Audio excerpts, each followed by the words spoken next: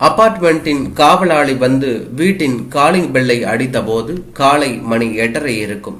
Paper படித்துக் கொண்டு இருந்த நான் எழுந்து கதவை திறந்தபோது சற்று எரிச்சலான குரலில் வாட்ச்மேன் சொன்னான், டாக்டர் சார், உங்களை பார்க்க ஒரு கிழவன் ஒரு பெண்ணை கூட்டிக்கிட்டு வந்து கேட்டு முன்னாடி உட்கார்ந்து இருக்கான். விடிய கால 4 மணிக்கு எல்லாம் வந்த அந்த ஆளு வந்து உங்க பேரை சொல்லி கேட்டான். 3வது ஃப்ளோர்ல வீடுன்னு சொன்னேன்.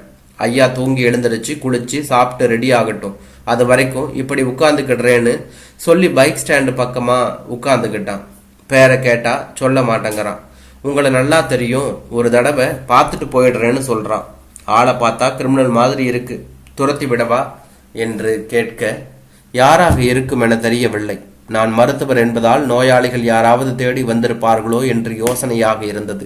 ஒருவேளை ஊரிலிருந்து யாராவது தெரிந்தவர்கள் வந்திருந்தால் இப்படி காத்திருக்க மாட்டார்கள். அரை நிமிஷ யோசனைக்கு பிறகு சொன்னேன், வேணாம், நானே வந்து பார்க்கிறேன் என்று சொல்லி முடித்தேன்.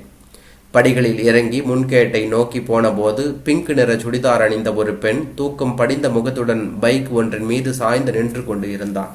அவள் கையில் சாயம் போன ஒரு லெதர் பை வைத்திருந்தாள். பைக்கை ஒட்டி கிழவன் சிவப்பு நிற கதர் துண்டு ஒன்றை தோளில் போட்டபடியே குத்துக்காலிட்டு உட்கார்ந்திருப்பது தெரிந்தது. நான் வருவதை கவனித்தவனைப் போல பதற்றத்துடன் எழுந்து கொண்டான்.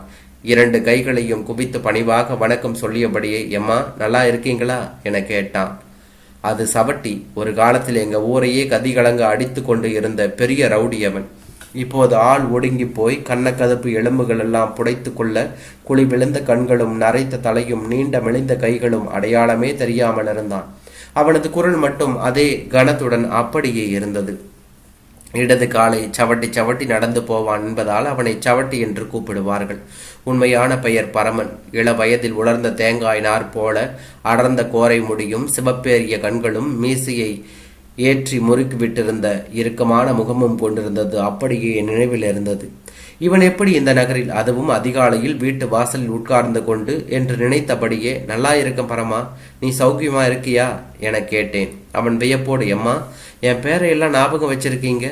அந்த பேரு எனக்கே மறந்துடுச்சு, சும்மா சவட்டினே கூப்பிடுங்க, அப்படித்தானே எல்லாரும் கூப்பிடுறாங்க. இது என் மக திரவியம். இது விஷயமா உங்களை பார்த்துட்டு போகலான்னு வந்தேன், வீட்டுக்கு வா என்று அழைத்தேன். அவன் தன் மகளிடம் சொன்னான். அந்த பைய ஐயா கிட்ட கொடு என்று சொன்னான். அவள் கொய்யா பழங்கள் நிரம்பிய ஒரு மஞ்சள் பையை நீட்டினாள். சீனி கொய்யா நல்லா இருக்கும், கிருஷ்ணன் கோயில் கொய்யாவுக்கு ருசியே தனி, அதான் வாங்கிட்டு வந்தேன் என்றான் பரமன். வீட்டுக்குள் வந்த அவர்கள் இருவரும் சோஃபாவில் உட்காராமல் ஷோகேஸை ஒட்டிய தரையில் உட்கார்ந்து கொண்டார்கள் என்று தான் சொல்ல வேண்டும். உறக்கம் கலைந்து எழுந்து வந்த என் மனைவி யார் அவர்கள் என்று கேட்டாள். எப்படி அவர்களை அறிமுகப்படுத்துவது என தெரியவில்லை. அருகில் போய் தனிவான குரலில் ஊர்க்காரங்க என்றேன். வெளியிலேயே பேசி முடிச்சு அனுப்பி வச்சிட வேண்டியது தானே, எதுக்கு உள்ள கூப்பிட்டு வரீங்க, பார்க்கவே சகிக்கல என்றபடி சமையல் அறைக்குள் போனாள் என்று தான் சொல்ல வேண்டும். அவங்களுக்கு காஃபி கொடு என்றபடியே பரமன் அருகில் இருந்த நாற்காலியை போய் உட்கார்ந்தேன். பரமன் ஒடுங்கி உட்கார்ந்திருந்தான். அவன் கண்கள் கீழிறங்கி இருந்தன. நரைத்த மீசையும் கைகளால் தடவி கொண்டு இருந்தான். மகள் ஷோகேஷில் இருந்த அலங்கார பொம்மைகளை பார்த்தபடியே இருந்தாள். கண்ணாடியினுள் ஒரு நாய்க்குட்டி பொம்மை இருந்தது. அதை பரமனின் மகள் கையில் எடுத்து பார்த்தாள். அதை வச்சிரு தாயி என்று சற்று கடிந்த குரலில் மகளிடம் சொல்லிய பரமன் என்னையே வெறித்து பார்த்து கொண்டு இருந்தான். பிறகு தழுதழுத்த குரலில் சொன்னான், எம்மா, எனக்கு ஒரு உதவி செய்யணும். நான் ஒருத்தருக்கும் பிரயோஜனம் இல்லாம வாழ்ந்து வீணா போயிட்டேன். என் மகன் நல்லா படிச்சு மார்க் வாங்கியிருக்கா, இன்ஜினியரிங் காலேஜில் சீட்டு கிடைச்சிருச்சு. ஆனால் பணம் கட்ட முடியல. அதான் தெரிஞ்சவங்க பழகினவங்க ஆளுங்கிட்ட 2000 கொடுத்து எப்படியாவது அவளை படிக்க வச்சிருவேன். அவள் வேலைக்கு போனதும் அந்த பணத்தை வட்டியோடு திருப்பி தந்துடுறேன். இல்லைன்னு சொல்லாமல் இந்த ஏழைக்கு உதவி செய்யணும். எந்த காலேஜில் சேர்க்க போகிற? திருமங்கலம் எஸ்கேடி காலேஜில் தினம் பஸ்ஸில் போயிட்டு வந்து படிக்கிறேங்கிறா. என் மனைவி காஃபி கொண்டு வந்து தந்தாள். பரமன் அவளையும் கையெடுத்து கும்பிட்டபடியே, நல்லா இருக்கீங்களா தாயி, பிள்ளைங்க சோகமா என்று வாஞ்சையோடு கேட்டான். அவள் பதில் சொல்லாமல் படுக்கை அறைக்குள் போய்விட்டாள். அவளை பார்த்தபடியே சவட்டி என்னிடம் சொன்னான், உங்க அம்மா மாதிரி ஒரு குணவதிய இந்த உலகத்துல பார்க்க முடியாது. ஒரு நாள் உங்க தோட்டத்துல புகுந்து வாழை கொலையை திருடிக்கிட்டு இருக்கேன். உங்க அம்மா வந்துட்டாங்க. கையில் இருந்த கத்திய காட்டி மிரட்டிடலாம்னு நினைச்சேன். ஆனா அவங்க சிரிச்சுக்கிட்டே, ஏண்டா ஒத்தாள் இவ்வளவு பெரிய வாழை கொலைய எப்படி தூக்கிக்கிட்டு போவேன், கூட யாராவது ஆள் கூட்டிக்கிட்டு வர்றது தானே அப்படின்னு கேட்டாங்க. எனக்கு மனசு திக்குன்னு ஆகி போச்சு. நீ செஞ்ச வேலைக்கு கைமாறா தென்னை மரத்தில் ஏறி தேங்காய் பறித்து போட்டுட்டு போன்னு சொன்னாங்க. நானும் மரத்தில் ஏறி தேங்காயை பறித்து போட்டேன். உங்கள் அம்மா சிரிச்சுக்கிட்டே, இப்போ இந்த வாழைக்குலையெல்லாம் உனக்கு தான், கொடுத்த கூலியாக நினச்சிக்கோ. வயிற்று பழப்புக்கு திருடுற உன்னை கோபிச்சுக்கிட்டு என்னடா ஆக போகிறது? எல்லாத்தையும் விற்று போடாமல் வீட்டுக்கு கொண்டு போய் உங்கள் அம்மாவுக்கு தங்கச்சிகளுக்கும் கொடுன்னு சொன்னாங்க. எப்பேற்பட்ட மனசு! அந்த பூதேவி எல்லாம் செத்து மண்ணா போயிட்டாங்க. என்ன மாதிரி உருப்படாத களவாணி பயிலக உயிரோடு இருந்து பூமிக்கு பாரமாக இருக்கும் எம்மா. அவங்க ஃபோட்டோ வச்சிருந்தா காட்டுங்க, தொட்டு கும்பிடுறேன். எனக்கே அதை கேட்கையில் சிலிர்ப்பாக இருந்தது. நான் அறைக்குள் போய் பணம் எடுத்து கொண்டு வரும்போது பரமனையும் அவன் மகளையும் காணவில்லை. கதவு பாதி திறந்திருந்தது. வெளியில் வந்து பார்த்தபோது வாசலில் உள்ள செருப்பு ஸ்டாண்டில் இருந்து ஒவ்வொரு செருப்பாக எடுத்து அவர்கள் இருவரும் துடைத்து கொண்டு இருந்தார்கள் என்று தான் சொல்ல வேண்டும். பரமா, எதுக்கு இதெல்லாம் வச்சிருப்பா, வேலைக்காரி துடைப்பா என்று சொன்னேன். இருக்கட்டும், வீட்டுக்குள்ள வரும்போதே பார்த்தேன், செருப்பு எல்லாம் ஒரே அழுக்கா இருந்துச்சு. உடம்புல சிரசும் பாதமும் சுத்தமா இருக்கணும். பாதத்துல கிடக்கிற செருப்பு அழுக்கா இருந்தா மனசும் அழுக்கடைய ஆரம்பிச்சிடும். அதான் துடைச்சு வைக்கலாம்னு என்றபடியே தனது துண்டால் ஒவ்வொரு செருப்பாக துடைத்து கொண்டு இருந்தான். அவனது மகள் துடைத்த சூக்களை ஸ்டாண்டில் அடுக்கி வைத்து கொண்டு இருந்தான் என்று தான் சொல்ல வேண்டும். இப்படி பரமனை பார்ப்பது எனக்கே கஷ்டமாக இருந்தது. ஒரு காலத்தில் ஊரே பார்த்து பயந்த மனிதன் அவன் என்று தான் சொல்ல வேண்டும். வசந்த மாளிகை படம் வெளியான அன்று டிக்கெட் எடுக்க போன போது ஏற்பட்ட வாய் தகராறில் தியேட்டர் மேனேஜர் வெங்கட்ராமனின் வலது கையை பரமன் எடுத்து விட்டதை பற்றி ஊரே பேசியது. அந்த மேனேஜர் ஒற்றை கையுடன் தியேட்டரில் வேலை பார்த்த போதுதான் படத்துக்கு போயிருக்கிறேன். சம்பவத்தின் பிறகு வெங்கட்ராமன் வெளியாட்கள் யாருடனும் ஒரு வார்த்தை கூட பேசுவதே இல்லை என்றார்கள். மேலும் பின்பு ஒரு முறை திலகர் திடல் அருகே வயர்மேன் துரைசிங்கத்தை பரமன் என்று ஒரே கூட்டமாக இருந்தது.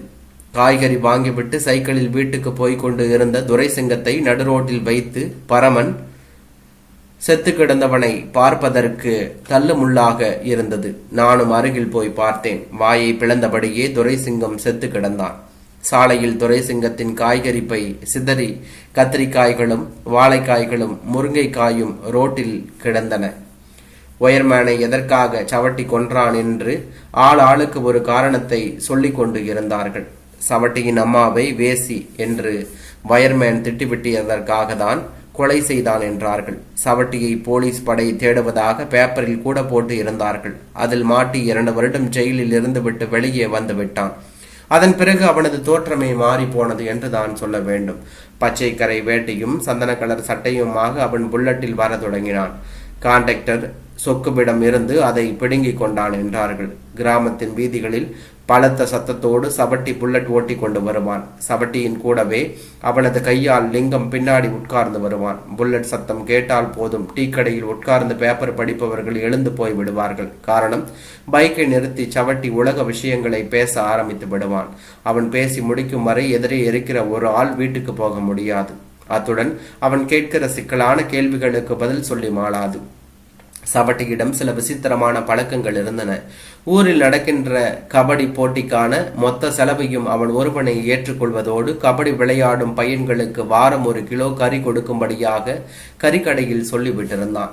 இன்னொரு நாள் சென்ட் விற்க வந்த ஒருவனை அடித்து துரத்துவிட்டு வீட்டுக்கு ஒரு சென்ட் பாட்டில் ஓசியாக கொடுத்ததும் நடந்தேறியது. அவனை பார்த்து பள்ளி பிள்ளைகள் எவரும் பயந்தது கிடையாது. காரணம், எங்கே பள்ளி பிள்ளைகளை கண்டாலும் அழைத்து போய் ஐஸ் விற்பவனிடம் வேண்டுமான அளவுக்கு சேமியா ஐஸ் வாங்கி கொள்ள சொல்வான். சில சமயம் மொத்த ஐஸ் பாக்ஸையும் வாங்கி உயர்நிலை பள்ளி மாணவர்களுக்கே கொடுத்து விடுவதும் உண்டு. ஒரு நாள் சவட்டியிடம் ஹோட்டலில் எச்சி இலை எடுத்து போடும் ஒருவர், நான் இதுவரை ஒரு முறை கூட பட்டு வேட்டி கட்டியதே இல்லை என்று ஆதங்கப்பட்டதை கண்டு தன் சொந்த செலவில் அவருக்கு பட்டு வேட்டி எடுத்து கொடுத்து செலவுக்கு பணம் தந்து ஊருக்கு அனுப்பி வைத்தவன் சவட்டி. இந்த குணத்துக்கு நேர் எதிரான ஒரு பானை நிறைய நாய் அள்ளி போட்டு மூடி அதை ரெவன்யூ இன்ஸ்பெக்டர் வீட்டுக்குள் சவட்டி வீசி அறிந்த சம்பவமும் நடந்தேறியிருக்கிறது. சவட்டியோடு எனக்கு நெருக்கமான பழக்கம் ஏற்பட்டது. அப்பாவின் சைக்கிள் காணாமல் போன போதுதான் அப்பா அரிசி மாவு அரைக்க மில்லுக்கு போயிருந்த போது அவரது சைக்கிளை யாரோ திருடி போய்விட்டார்கள். சைக்கிளை கண்டுபிடித்து தரும்படியாக அப்பா சவட்டியிடம் கேட்டிருந்தார். அதற்காக சவட்டி எங்கள் வீட்டுக்கு வந்திருந்தான். அந்த நாள் அப்படியே நினைவில் பசுமையாக இருக்கிறது. அப்பா திண்ணையில் உட்கார்ந்திருந்தார். வீட்டு வாசலில் பைக்கை நிறுத்தி அதில் ஒரு காலை தூக்கி வைத்தபடியே சவட்டி சொன்னான். ஏமா, சைக்கிளை எடுத்தது எட்டூர்கார பையன். சைக்கிள் இருக்கிற இடம் தெரிஞ்சு போச்சு. ஏதோ வயிற்று பாட்டுக்கு இல்லாம திருடி இருக்கான். 30 ரூபாய் கொடுத்தா சைக்கிளை மீட்டு கொண்டு வந்துடுறேன். அப்பா மறுபேச்சு பேசாமல் 30 ரூபாயை அவனிடம் நீட்டினார். அதுதான் ஊர் வழக்கம். ஆடு மாடு மோட்டார் பம்ப் செட் சைக்கிள் எது திருடு போனாலும் அதற்கான துப்புக்கூலி கொடுத்து விட்டால் பொருளை மீட்டு விடலாம். பணத்தை தனது அகலமான மஞ்சள் நிற பெல்ட்டில் சொருகி கொண்டபடியே சவட்டி சொன்னான். தம்பியை நாளைக்கு காலையில கோவிலுக்கு அனுப்பி வைங்க, சைக்கிளை கொடுத்து விடுறேன் என்று சொன்னான். மறுநாள் சைக்கிளை வாங்குவதற்காக நான் கோவிலுக்கு போனபோது சவட்டி 4 பேருடன் சீட்டு ஆடிக்கொண்டு இருந்தான். தயக்கத்துடன் நின்ற என்னை அருகில் அழைத்து காதில் ரகசியம் போல, கருவேலங்காட்டுக்குள்ள போய் விசிலடி, ஆள் வந்து உன்னை கூட்டிக்கிட்டு போயிடுவான் என்று சொன்னான். கண்மாய் முழுவதும் கருவேல மரங்கள் அடர்ந்து இருந்தன. அதற்குள் போவதற்கு பயமாக இருக்கும். தைரியத்தை வரவழைத்து கொண்டு கரை ஓரமாக நடந்து மேல்மடை பக்கமாக போய் விசில் அடித்தேன். மாடு மேய்க்கின்ற சிறுவன் போல ஒருவன் கண்மாய்க்குள் இருந்து வெளியே வந்து என்னை பார்த்து கேட்டான். சவட்டி சொன்ன ஆள்தானே என்று கேட்டான். நான் தலையாட்டினேன். இருவரும் கருவேலங்காட்டுக்குள் நடந்தோம். வழியெல்லாம் ஆட்டு புழுக்கைகள் உலர்ந்து கிடந்தன. காட்டின் உட்புறத்துக்கு செல்லும் போது ஒரு கயிற்றில் சைக்கிள் மரத்தோடு தூக்கி கட்டி வைக்கப்பட்டு இருப்பது தெரிந்தது. 1 2 அல்ல, 15 சைக்கிள்களுக்கு மேலாக இருக்கும். மரத்துக்கு ஒன்றாக உயரத்தில் தொங்கிக் கொண்டு இருந்தன.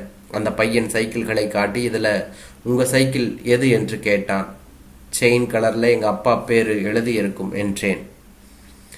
எனக்கு படிக்க தெரியாது, நீயே பாரு என்றான் அந்த சிறுவன். நான் சைக்கிளை அடையாளம் காட்டிய போது அவன் மரத்தில் ஏறி கயிற்றை விடுவித்து கீழே இறக்கினான். பிறகு தனது டவுசர் பாக்கெட்டில் சொருகி வைக்கப்பட்டு இருந்த பழைய துணி ஒன்றை வெளியே எடுத்து சைக்கிளை நன்றாக துடைத்தான். கரை வரைக்கும் சைக்கிளை உருட்டி கொண்டு போய், அந்த பக்கம் போய் ஏறிக்கோ, இங்கே திருட்டு சைக்கிள் இருக்குன்னு யார்கிட்டையும் சொல்லக்கூடாது, சொன்ன சங்க அறுத்துருமே என்று சொல்லி நாக்கை துருத்தி காட்டினான். என் வயதே உள்ள சிறுவனுக்கு எப்படி அவ்வளவு தைரியம் உள்ளது என்று ஆச்சரியப்பட்டபடியே சைக்கிளை உருட்டி கொண்டு நடந்தேன். அந்த சைக்கிள் மீட்புக்கு பிறகு அப்பாவோடு சவட்டி நெருக்கமாக ஆகிவிட்டான். சில நாட்களில் அவனது கையால் யாராவது வந்து கடனாக 5 பைத்து வேண்டும் என்று வாங்கி போவார்கள். ஒரு நாள் அம்மாவுக்கு காய்ச்சல் என்று டவுனுக்கு மருந்து வாங்க போயிருந்த அப்பா, கணபதி விலாசில் 4 இட்லி வாங்கி கொடு, ஆறுவதற்குள் உடனே வீட்டில் கொண்டுட்டு போய் கொடுக்க வேண்டும் என்று சவட்டியிடம் கொடுத்து அனுப்பி வைத்தார். இரவில் அப்பா வீடு வந்து சேரும் வரை சவட்டி இட்லியை கொண்டு வரவே இல்லை. அம்மா அதற்காக அப்பாவை தட்டினாள். இட்லி வாங்கி யாருக்கிட்ட கொடுத்து விடுறதுன்னு ஒரு விவஸ்தை வேணாம், அவன் எங்கேயாவது குடிச்சிட்டு இட்லியை சாப்பிட்டு போயிருப்பான். அப்படித்தான் நடந்தது. சவட்டி அந்த இட்லியை சாப்பிட்டு விட்டு திண்டுக்கல்லில் இருந்த கோர்ட் வாய்தாவுக்கு போய்விட்டான். ஒரு வாரம் கழித்து ஒரு நாள் மாலை சவட்டி என் வீட்டு வாசலில் நின்றிருந்தான். அவனை பார்த்த மாத்திரம் எனது தங்கை கேலியான குரலில், எம்மா, சவட்டி வந்திருக்கான் என்று சொன்னாள். அம்மா வாசலுக்கு வந்தபோது சவட்டி ஒரு இட்லி பொட்டலத்தை நீட்டியபடியே சொன்னான். ஐயா வாங்கி கொடுத்தாப்புல, கணபதி விலாஸ் இட்லி, கெட்டி சட்னி இருக்கு, பார்த்துக்கோங்க என்று சொன்னான். அம்மா அதை கையில் வாங்காமல் சொன்னாள். அது என்னைக்கு வாங்கி கொடுத்தது, நீ இப்போ வந்து நிக்கிற? அதுவா தாயி, அன்னைக்கு பசியில சாப்பிட்டேன், ஆனா மனசு கேட்கல, அதான் கை காசை போட்டு 4 இட்லி வாங்கிட்டு வந்தேன், கோவிச்சுக்கிடாத, இதை வாங்கிக்கிடணும் என்று சொன்னான். அம்மா சிரித்தபடியே, இதையும் நீயே சாப்பிட்ரு என்று சொன்னாள். சரி தாயி என்று வீட்டு திண்ணையில் உட்கார்ந்து அதை சாப்பிட்டு விட்டு தண்ணி குடித்து விட்டு போனான். அந்த சம்பவத்தை அப்பா கேட்டுவிட்டு சிரித்தபடியே சொன்னார். நல்ல மனசுக்காரன்தான், ஆனா வீணா போயிட்டான். ரவுடி பயலுகளுக்கு ஆயில் கம்மி, எந்நேரம் அவன் வெட்டி கொள்வான்னு தெரியாது. அப்பாவுக்கு தூத்துக்குடி பக்கம் உப்போடை ஸ்கூலுக்கு மாற்றல் ஆகியதால் நாங்கள் ஊரை விட்டு வெளியேறினோம். அதுவரை சவட்டி திருமணம் செய்து கொள்ளவில்லை. இந்த பெண்ணின் அம்மாவை அதற்கு பின்னால் திருமணம் செய்து கொண்டு இருக்கக்கூடும் என்று தோன்றியது.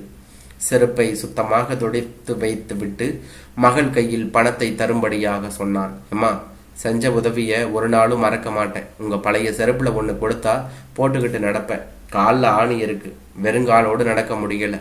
ஒரு ஜோடி செருப்பை எடுத்து நீட்டினேன். அது வேண்டாம் என்று வேறு ஒன்றை கையை நீட்டினான். எடுத்து கொள்ள சொன்னேன். செருப்பை போட்டுக்கொண்டு சத்தம் வர நடந்து போனான். அவர்கள் போவதை ஜன்னல் வழியாக பார்த்த என் மகள் கேட்டாள், யார் டேட் அவங்க? சவட்டி ஒரு பெரிய ரவுடி என்பதை பற்றி சொன்னேன். அவள் நம்பவே இல்லை. இந்த ஆளா அப்படி இருந்தான் என்று வியந்து கேட்டுக்கொண்டு இருந்தாள். என் மனைவி மட்டும் சொன்னாள், உங்களை நல்லா ஏமாத்தி காசு வாங்கிட்டு போயிட்டாங்க. அந்த ஆளையும் அந்த பொண்ணையும் பார்த்தா ஒட்டவே இல்லை. உங்க அம்மாவை பத்தி சொன்னா போதுமே, காசை தூக்கி கொடுத்துடுவீங்களே. ஏமாத்துற ஆளு செருப்பு துடைச்சி வேலை செய்வானா என கேட்டேன் நான். ஆனால் அவள் சொன்னதைப் போலதான் நடந்திருந்தது. ஒரு வாரத்துக்கு பிறகு எனது கிளினிக்கு வந்திருந்த எங்க ஊரைச் சேர்ந்த ராமநாதன் தன் வீட்டுக்கும் சவட்டி அவனது மகளை கூட்டி வந்திருந்தான் என்றும் தானும் பணம் கொடுத்து ஏமாந்து போனதாகவும் ஊருக்கு போன் பண்ணி விசாரித்த போது சவட்டிக்கு கல்யாணமே ஆகவில்லை. இப்போது சிவகாசி பேருந்து நிலையத்தில் உள்ள கட்டண கழிப்பறையில் காசு வசூல் பண்ணுகிற வேலை செய்து வருகிறான். குடிப்பதற்கு பணம் வேண்டி வெளியூரில் உள்ள நமது ஊர்க்காரர்களை தேடி போய் ஏமாற்றி பிழைப்பது அவன் வேலை. படிச்ச நம்ம எல்லோரையும் அவன் முட்டாளாக்கிவிட்டு போயிட்டான் என்றான் ராமநாதன். அதை நிஜம் என்று என்னால் நம்பவே முடியவில்லை. வீட்டுக்கு வந்து சொல்லிய போது என் மனைவி குத்தலாக சொன்னாள், எந்த சைஸ் செருப்பு சரியா இருக்குன்னு பார்க்க தான் செருப்பு நோண்டி இருக்கான். அதை பெரிய சேவன்னு நினைச்சுக்கிட்டு இருக்கீங்க. திருட்டு புத்தி ஒரு நாளும் போகாது. நீங்க எல்லோரும் ஒன்னா சேர்ந்து போலீஸ்ல புகார் கொடுத்து உள்ள பிடிச்சு போடுங்க. சவட்டி, நான் அப்படி நினைக்கவே இல்லை. ஆனா அவன் என்னிடம் கேட்டு இருந்தாலே பணத்தை தந்திருப்பேன். எதற்காக ஏமாற்றான் என்றுதான் தோன்றியது. சவட்டி அப்படி நடந்து கொண்ட காரணத்தால் அதன் பிறகு ஊரிலிருந்து எந்த உதவி கேட்டு யார் தேடி வந்தாலும் திருட்டு பயலாக இருக்கும் என்று மனைவி துரத்திவிட துவங்கினாள். பல நாட்களுக்கு வயதாகி ஒடுங்கிய சவட்டியின் முகம் மனதில் ஓடிக்கொண்டே இருந்தது. அதை விடவும் அவனோடு கூட வந்த பெண் யாராக இருக்கும் என்ற யோசனை புதிராகவே இருந்தது. 6 மாசத்துக்கு பிறகு ஒரு நாள் கூரியரில் எனக்கு ஒரு பார்சல் வந்திருந்தது. அதை பிரித்து பார்த்தபோது அதன் உள்ளே ஒரு ஓலை கிளி இருந்தது. வெற்றிலையை ஓலையோடு மடக்கி தினமும் புதிதாக பச்சை கிளி செய்வார்கள். எளிதில் கிடைக்காத பொருள் அது. கிளியோடு கூடவே ஒரு கடிதமும் இருந்தது. அதை பிரித்து பார்த்தேன். சவட்டி யாரிடமோ சொல்லி கடிதம் எழுதி வாங்கி இருக்கிறான். பெண் எழுதியது போல வளைவான கையெழுத்தாக இருந்தது. எம்மானுக்கு என் மேல கோபமாக இருக்கும். உங்களை சந்தோஷப்படுத்தி பார்க்க எனக்கு தெரியாது. ஆனா என்னால மற்றவங்களை எளிதாக கோபப்படுத்தி விட முடியும்.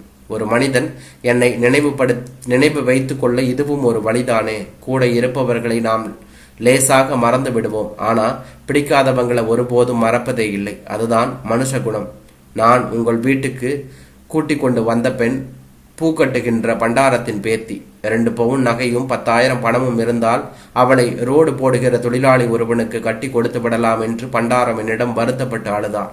கொலை கேஸுக்காக போலீஸ் என்னை தேடிய நாளில் அந்த பண்டாரம் வீட்டில் ஒரு நாள் ஒளிந்து இருந்தேன். பண்டாரம் மனைவி எனக்காக கரிசோறு ஆக்கி போட்டாள். அந்த விசுவாசத்துக்காக தான் உங்கள் அத்தனை பேரையும் தேடி வந்து பொய் சொல்லி பணத்தை வாங்கினேன். உண்மையை சொல்லி கேட்டிருந்தால் யாரும் 10 ரூபாய் கூட தந்திருக்க மாட்டார்கள். அந்த பெண்ணுக்கு திருமணம் நடந்து விட்டது. திருமணத்தன்று அவள் என் காலில் விழுந்து திருநீறு பூச சொல்லிய நிமிஷம் எனக்கு அந்த அருகதை இல்லை என்று தோன்றியது. அவள் கலங்கிய கண்களுடன் இது நீங்க கொடுத்த வாழ்க்கை என்று கையெடுத்து கும்பிட்டாள். என் வாழ்க்கையில் அன்றைக்கு தான் முதலாக அழுதேன். ஒரு காலத்தில் ஊரை பார்த்து மிரளும் ரவுடியாக இருந்த என்னை ஊர்க்காரர்கள் இப்போது மறந்து விட்டார்கள்.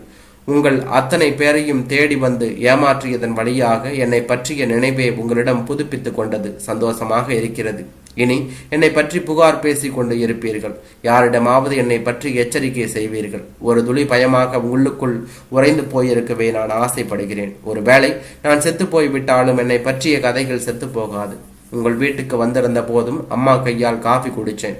அந்த நன்றி கடனுக்காக இந்த ஓலைக்கிளியை அம்மாவுக்கு கொடுக்கவும். பிள்ளைகளுக்கு ஆண்டவன் எல்லா நலனையும் அருளட்டும். இப்படிக்கு சவட்டி என்று எழுதியிருந்தான். ஆழமான பெருமூச்சுடன் கையில் இருந்த கடிதத்தை வெறித்து பார்த்து கொண்டு இருந்தேன்.